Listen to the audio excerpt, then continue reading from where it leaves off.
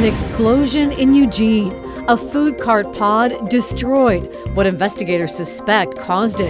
An Amtrak train trapped in Oak Ridge with nearly 200 people on board. Why they haven't been able to move for nearly 24 hours.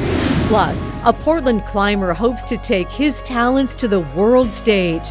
The Olympic dreams of an athlete in a sport that's new to the games. Makes you tough. KGW News at 6 starts now. First record-breaking snow hits much of Oregon and causes all kinds of problems. This awful backup on I-5 south of Eugene, which is back open, but the traffic's still barely moving.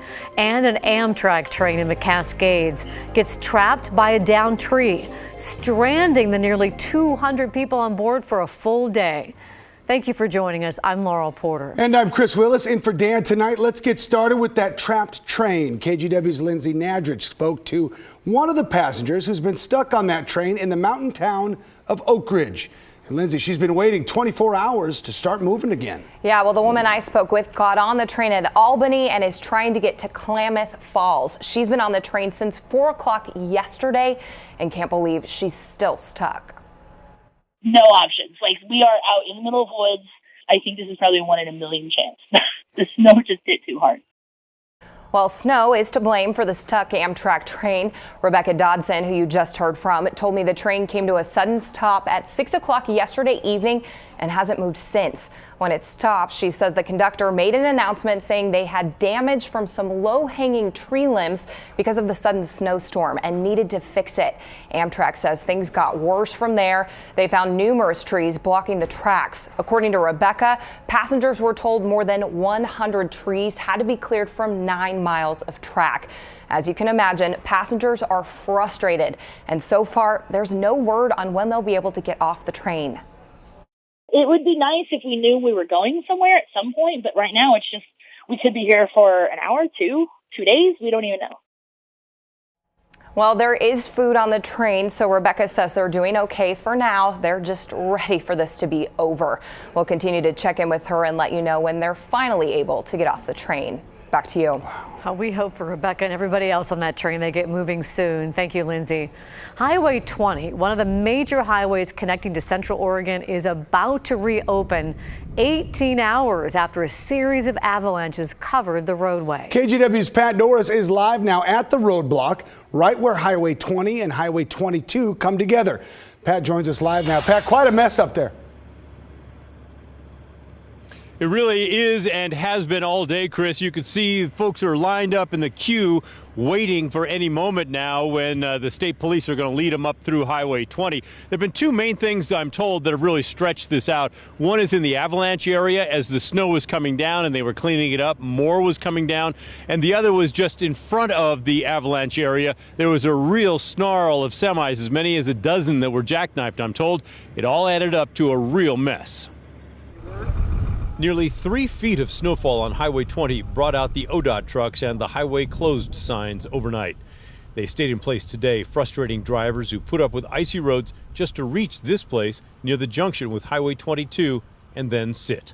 I met Matt McCurdy. He'd been waiting for 6 hours. It's gone by pretty quickly, I think. Had to get out and clean the car off a number of times, but hopefully we're going to get out of here in less than an hour. Nope. He left a couple of hours later. Georgiana Thomas arrived here from Corvallis, determined to ski at Hoodoo Resort on Santiam Pass. It's on the other side of the avalanche. Since she couldn't make it there, she strapped him on right here at the roadblock. At least she was skiing. Yeah, I am. It feels good to actually have them on since I made it all this way. I don't want to waste any time. So I think I'm going to turn around and go home, though. I heard that a lot up here today. The drive from Portland to the roadblock took nearly 3 hours. We passed lots of spectacular snowy scenes, drove through some surprisingly narrow sections that we shared with plows, and even had a Jeep in front of us disappear. I tried to talk my way past the roadblock to show you what's happening at the avalanche scene, but the Department of Transportation would not play ball. The avalanche happened Sunday into Monday around midnight. Spokesman Jordan Wakeham said it's been a long night and now day fighting the snow that keeps sliding. We've been hit really hard up here and the crews have been working overtime and everybody's busting their butt to get things open, and we're doing the best we can. And so we all waited and waited and waited. Lou Vanderberg had been here with his dogs for 4 hours when I met him. He wanted to check on his father-in-law's place in Sisters. So I just go in there to check it out, see if it's, doing okay, heavy wet snow like this. He eventually gave up. This was a day where Mother Nature remained firmly in control, no matter how hard we humans and our machines tried to push back.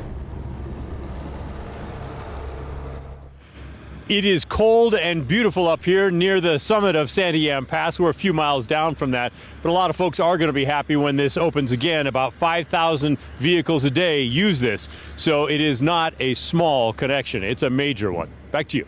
All right, Pat Doris live. Thank you, Pat. Let's bring in Matt now with a look at what we can look forward to, Matt. Those folks on the east side who could get to Hoodoo, what a day they would have had skiing up at Hoodoo Ski Area. Just a great, great scene. In Portland right now, 35 degrees, and we've had snow showers on and off throughout the afternoon hours. They're still going, but they're really not accumulating. I did get a tweet just now from somebody telling me, hey, it's starting to stick in Vancouver, but this little batch of snow is going to clear out. It is covering Clark County pretty well right now. There may be some minor accumulations, but not expecting anything more than half an inch or so before this all winds down and clears on out, and that's the case for much of the state. It has stopped snowing down around Eugene, but boy, what a night and what a day. Snow showers ending tonight. It'll be very cold, though. We'll get a clearing sky. Parts of the Willamette Valley will drop into the teens. So anything that's wet will freeze, and anything that's white will freeze solid as well. Midweek snow showers are in the forecast. Not a big deal, I think, but we'll keep a close eye on that. Temperatures right now already down around freezing through much of the area. Back to you.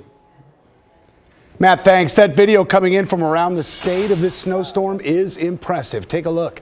Bend, for example, set a record for today's date, getting 12.5 inches of snow. But lots of people are stuck on Oregon highways because of downed trees and power lines. Nina Melhoff is here now. You've been collecting photos and video from all four corners of Oregon. Something else. Yeah, and guys, the really good news tonight is that I-5 between Cottage Grove and Grants Pass, it's back open in both directions tonight. It had been closed all day for downed trees and power lines. This is I-5 near Grants Pass. Cars facing both directions on the same side of the freeway, desperate to get off after being stuck for hours. Right now we're just sitting facing southbound on a northbound freeway trying to get home, and really not sure it's going to happen tonight. Julianne Heil of Vancouver was visiting family in California and hit the snow and gridlock on her way home. There's power lines down, and they're trying to get people to turn around and just get off at the last exit. She drove the wrong way down the shoulder and eventually pulled off to get a hotel room. In Eugene, it was heavy, wet snow taking down big trees. This one hit a car outside some student housing. U of O canceled classes, so they brought the beer pong table outside. Everyone in the house heard it, heard a big crash, a bunch of cracking, and then there was car alarm went off. No school, no problem, especially when there's snowboarding in the streets. And look at this, Brando Calrissian took this video for us in South Eugene. Next door, a business's flat roof collapsed under the weight of the snow. No one was hurt. Eastern Oregon is a mess too. ODOT shutting down I-84 westbound from La Grande to Baker City when a truck without chains jackknifed. And the winner of the deep stuff has got to be in Central Oregon. Redmond and Bend getting hammered with 1 to 2 feet of snow, more in some spots, coming down all day. It's just hard to keep up with when it comes this quickly. David Russell with the Bend Fire Department says they have been slammed. Bend is used to snow, but this level, it only comes once every couple years. We've definitely seen an uptick in the slips and falls.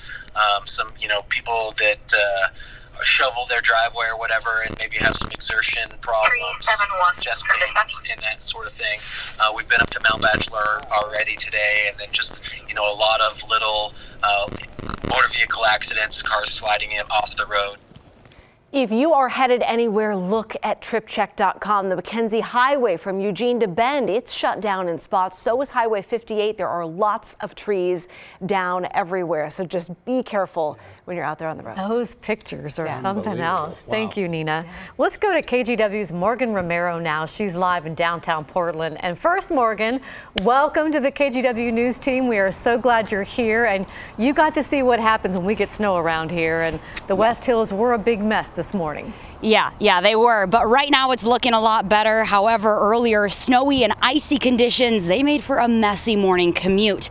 Now, we were up there. Northwest Germantown Road was the worst spot for drivers in the Portland area today. County crews had to close Germantown Road after cars started sliding into ditches.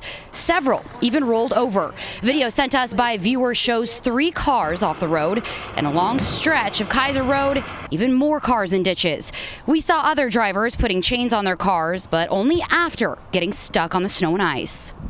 I live in Hillsborough, and Hillsborough was clean, dry. Perfect. And I'm like, yay! And Not the case here. yeah. There's probably about 6 cars stuck here earlier this morning. And people would stop and they would just get stuck every time. Some folks worked together to help push cars up icy hills, but for the people who couldn't make it out, tow companies were out early to help them get out of a bind. By late morning, plows and sanders were clearing the road to make it safer for drivers. And the Portland Bureau of Transportation later tweeted they were going to send salt trucks up to prevent even more drivers from getting stuck. Back to you. Thank you, Morgan. And the new KGW weather app has hour-by-hour conditions for your exact area. It's a really great resource to stay safe during the winter, and it's free at your app store. Well, all that snow that we got resulted in a deadly situation up at Timberline. A 42-year-old snowboarder died Saturday morning after he fell into a tree well. KGW's Devin Haskins is live on Timberline tonight. And Devin, these tree wells are dangerous, but also pretty common. Yeah, if you're used to snowboarding or skiing, you're probably well aware of them. But just because you know they're there, they can also be unpredictable and very hidden. That's because with the huge amounts of snow that we've gotten here in the last couple of days or weeks, all that snow falls, but it doesn't go down to the base of the tree. Instead, it collects because the branches act like a barrier and they prevent it from going down there and compacting, creating that deep, powdery tree well. Pete Rexick is a teacher from the Dalles. It's a snow day today, and he's taking advantage of all the fresh powder. I like being outdoors. You know, it's a lot of fun. Plus, you get some exercise, and it's exhilarating. He really enjoys snowboarding, especially through the trees. Usually a lot more powder in there. However, there's a danger when you get in there. And 2 weeks ago, he was taught an important lesson. He found himself stuck in a tree well. It's just hard to dig yourself out of that. When you put your hand into the snow, it just goes in. And really hard to work yourself out of that. According to the Northwest Avalanche Center, which tracks tree well-related deaths, there have only been 5 in the state of Oregon since 2001, the 5th being Saturday morning at Timberline. Tree well hazards are at their peak when there's a lot of snow in a short amount of time. John Burton is a spokesman with Timberline. He wouldn't comment on the tragedy that happened this weekend, but did have a few tips if you find yourself in trouble. First, ski with a buddy. If you do end up in a tree well, most important thing is remain calm. Don't panic. Don't wiggle around. It's kind of like the quicksand theory. The more that you wiggle around, the deeper that you fall into the well.